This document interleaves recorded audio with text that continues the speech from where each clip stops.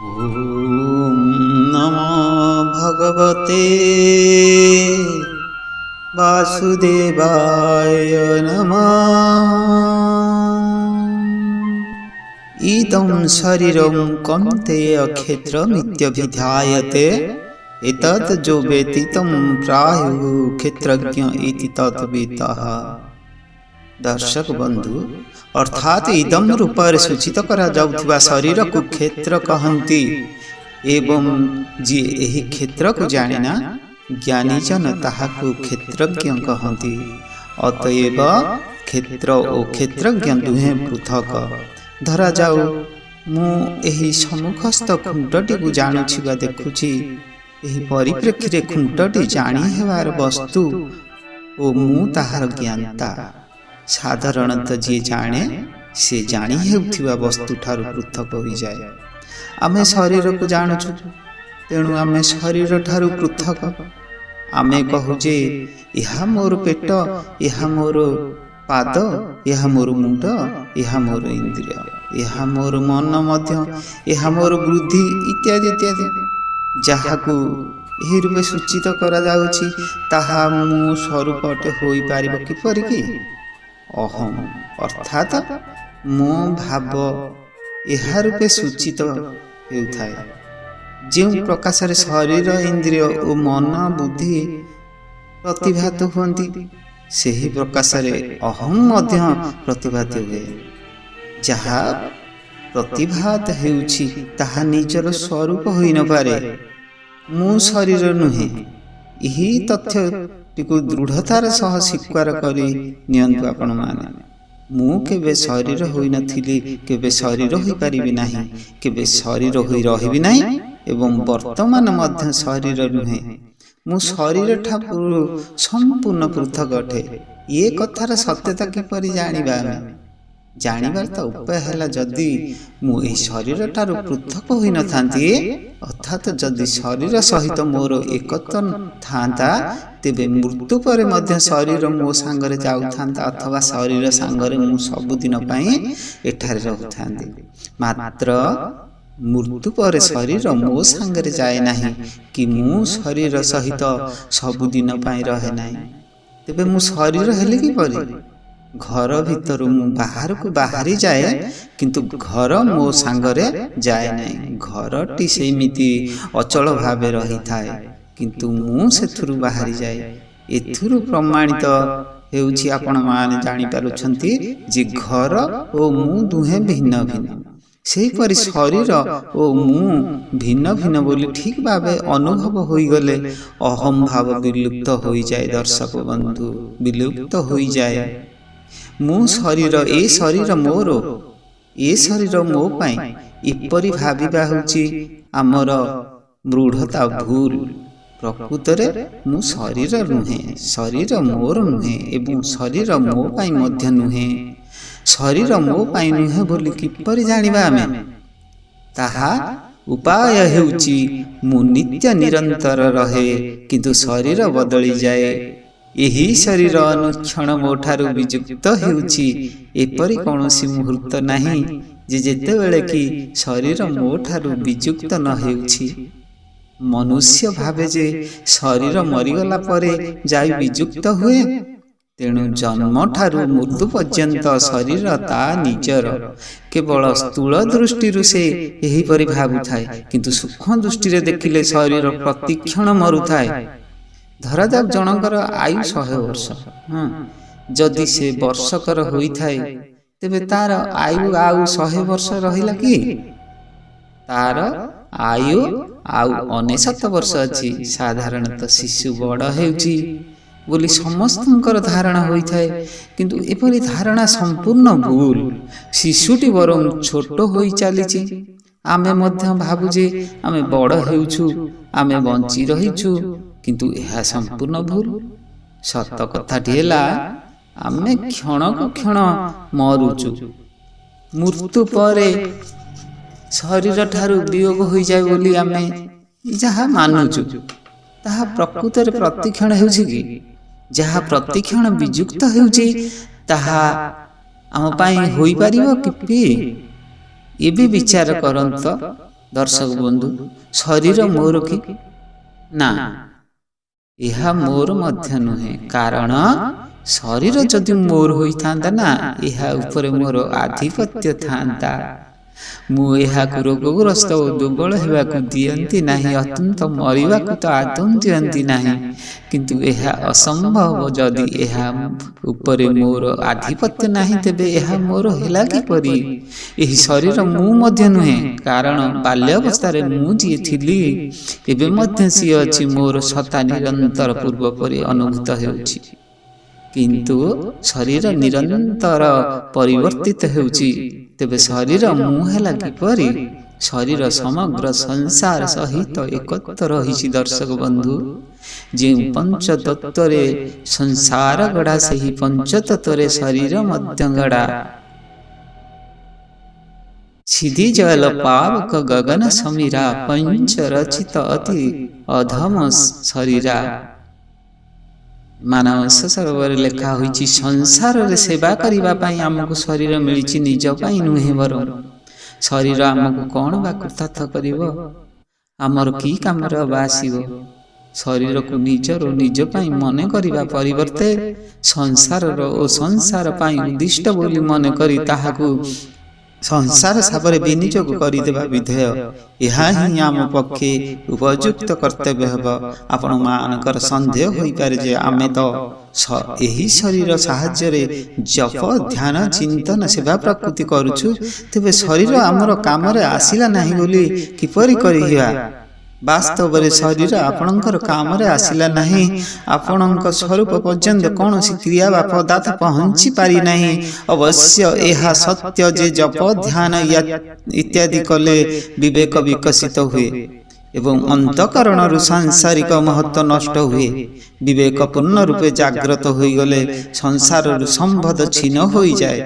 ସଂସାରରୁ ସମ୍ବନ୍ଧ ଛିନ୍ନ ହେବା ମାତ୍ରେ ନିତ୍ୟ ପ୍ରାପ୍ତ ପରମାତତ୍ତ୍ୱର ଅନୁଭବ ହୁଏ। ନିତ୍ୟ ପ୍ରାପ୍ତ ପରମାତତ୍ତ୍ୱର ଅନୁଭବ ଜଡ଼ ଶରୀର ଓ ସଂସାର ଦ୍ୱାରା ହୁଏ ନାହିଁ, ବରଂ ଶରୀର ଓ ସଂସାରରୁ ସମ୍ବନ୍ଧ ଛିନ୍ନ ହେବା ପରେ ହିଁ ହୁଏ। ଶରୀର ସଂସାରରୁ ସମ୍ବନ୍ଧ ଛିନ୍ନ ହୁଏ ବିବେକ ଦ୍ୱାରା, କ୍ରିୟା ଦ୍ୱାରା ନୁହେଁ।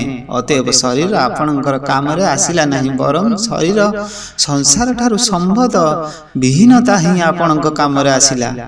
ଦର୍ଶକ ବନ୍ଧୁ, ଶରୀରକୁ ନିଜ ପାଇଁ ମନେ କଲେ ତା ସହିତ ଆହୁରି ଅଧିକ ସମ୍ବନ୍ଧ ସ୍ଥାପିତ ହୋଇଯିବ। ଆପଣ ମନ ବୁଦ୍ଧି ସାହାଯ୍ୟରେ ପରମାତ୍ମାଙ୍କର ଚିନ୍ତନ କରୁଛନ୍ତି। ବିଚାର କରନ୍ତୁ ତ, ଏହି ମନ ଓ ବୁଦ୍ଧି ପ୍ରକୃତିର ନା ଆପଣଙ୍କର? ଏଗୁଡ଼ିକର ପ୍ରକୃତିର ହେଉଛି ପର ଏବଂ ଆପଣ ହେଉଛନ୍ତି ସ୍ୱୟଂ। ତେଣୁ ପରମାତ୍ମାଙ୍କର ଚିନ୍ତନ କରିବାରେ ଆପଣଙ୍କୁ ପରାଧୀନ ହେବାକୁ ପଡ଼ିବ ଓ ଜଡ଼ର ଆଶ୍ରୟ ନେବାକୁ ପଡ଼ିବ। ଏପରିକି ଧ୍ୟାନ କଲେ ମଧ୍ୟ ଜଡ଼ର ଆଶ୍ରୟ ନେବାକୁ ପଡ଼ିବ। ମାତ୍ର ଚିନ୍ମୟ ତତ୍ତ୍ୱର ପ୍ରାପ୍ତି ଜଡ଼ତ୍ୱ ତ୍ୟାଗରେ ହିଁ ସମ୍ଭବ। ଜଡ଼ତ୍ୱର ସାହାଯ୍ୟ ଲୋଡ଼ିଲେ ନା, ତାହାକୁ ପ୍ରୟୋଜନୀୟ ମନେ କଲେ ତାକୁ ତ୍ୟାଗ କରିବେ କିପରି? ଯଦି ଶରୀର ଜଡ଼ ପଦାର୍ଥ ଗୁଡ଼ିକର ସମ୍ବନ୍ଧ ବିଚ୍ଛେଦ କଲେ ହିଁ କଲ୍ୟାଣ ହେବ, ତେବେ ଏହି ଶରୀର ଆଦି ଆପଣଙ୍କର କେଉଁ କାମରେ ଆସିଲେ ଟିକେ ଭଲ ଭାବରେ ବୁଝନ୍ତୁ। ଶରୀର ଆପଣଙ୍କର କି? ଆପଣ ଭଜନ, ଧ୍ୟାନ, ଦାନ, ପୁଣ୍ୟ, ସେବା ଯାହା କିଛି ବି କରନ୍ତୁ ନା କାହିଁକି, ଆପଣ ଯେତେବେଳେ ସ୍ୱୀକାର କରିବେ ଯେ ଏସବୁ ମୋର ନୁହେଁ କି ମୋ ପାଇଁ ନୁହେଁ, ସେତେବେଳେ ଯାଇ ଏସବୁ କ୍ରିୟା କଲ୍ୟାଣକାରକ ହେବ। ଆପଣମାନେ କହିପାରନ୍ତି, ଯଦି ଏହିସବୁ ଆମ ପାଇଁ ନୁହେଁ, ତେବେ ଏସବୁ ଆମେ କରିବୁ କାହିଁକି? ଆମେ ଅନ୍ୟମାନଙ୍କ ଠାରୁ ନେଉଛୁ, ତେଣୁ ଏସବୁ କରିବା ଉଚିତ। ଏ ଶରୀର ମଧ୍ୟ ଅନ୍ୟମାନଙ୍କ ଠାରୁ ମିଳିଛି। ଅନ୍ନ ଜଳ ମଧ୍ୟ ଅନ୍ୟମାନଙ୍କ ଠାରୁ ଗ୍ରହଣ କରିଛୁ। ବାୟୁ ମଧ୍ୟ ଅନ୍ୟ ଠାରୁ ମିଳିଛି।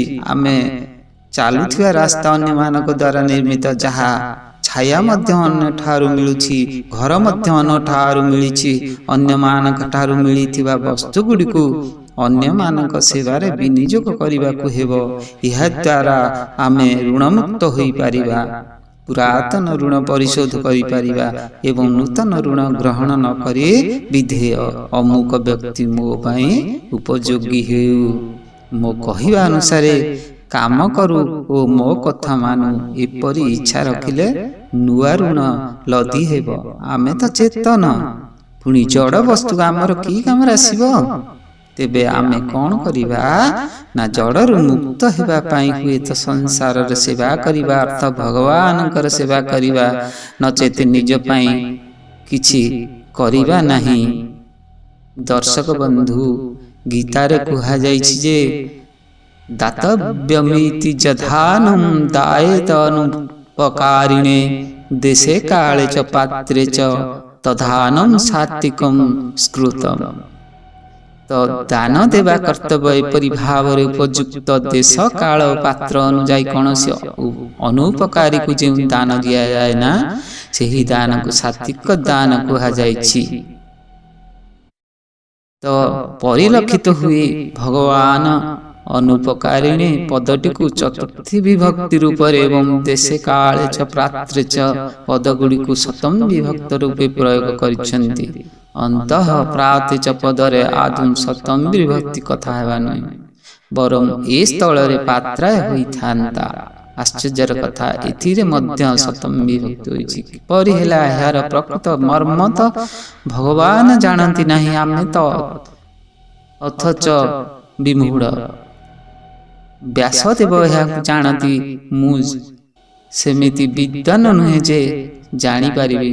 ଦର୍ଶକ ବନ୍ଧୁ, କିନ୍ତୁ ମୋ ଧାରଣାରେ ଦେଶେ କାଳେ च ପାତ୍ରେ ଚର ଅର୍ଥ ଦେଶ କାଳ ଓ ପାତ୍ର ପ୍ରାପ୍ତ ହେଲେ ଅନୁପକାରିଣୀର ଅର୍ଥ ନୁହେଁ ଯେ ଉପକାରୀକୁ ଦାନ ଦେବା ନାହିଁ, ବରଂ ଉପକାର କରିଥିବା ବ୍ୟକ୍ତିକୁ ଦାନ ଦେଲେ ତାହାକୁ ଦାନ ବୋଲି ମନେ କରିବା। ଅନୁପକାରୀର ଅର୍ଥ ଯିଏ ପୂର୍ବରୁ କେବେ ଆମର ଉପକାର କରିନାହିଁ, ବର୍ତ୍ତମାନ ଉପକାର କରୁନାହିଁ ଏବଂ ଭବିଷ୍ୟତରେ ମଧ୍ୟ ଉପକାର କରିବାର ଆଦୌ ସମ୍ଭାବନା ନାହିଁ, ଏପରି ଅନୁପକାରୀକୁ ଦାନ ଦେବା ସାତ୍ବିକ ଦାନ ଅଟେ। ତାତ୍ପର୍ଯ୍ୟ ହେଲା ଦେଶ କାଳ ଓ ପାତ୍ର ଉପସ୍ଥିତ ହେଲେ ନିଜର କୌଣସି ପ୍ରକାର ସମ୍ବନ୍ଧ ନ ରଖି ଦାନ ଦେବା ଉଚିତ।